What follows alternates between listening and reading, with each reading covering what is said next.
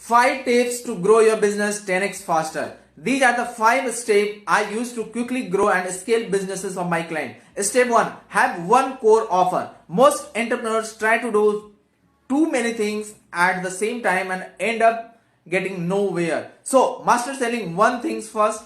And step 2. Customer journey. You need to map out your entire customer journey from first introduction to the final purchase and every step in between. Step 3. Fill the tank.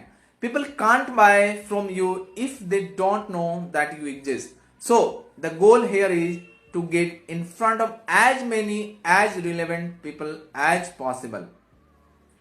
Step 4. Retain at all cost. Acquiring a new customer can cost 5 times as much as retaining an existing customer, and increasing customer retention by 5% can result in anywhere from 25 to 90% increased profit. Step 5. The marketing platinum rule. You are not your customer, so remember to treat your customer how they want to be treated, not how you want to be treated. Alright, and I will see you in the next video.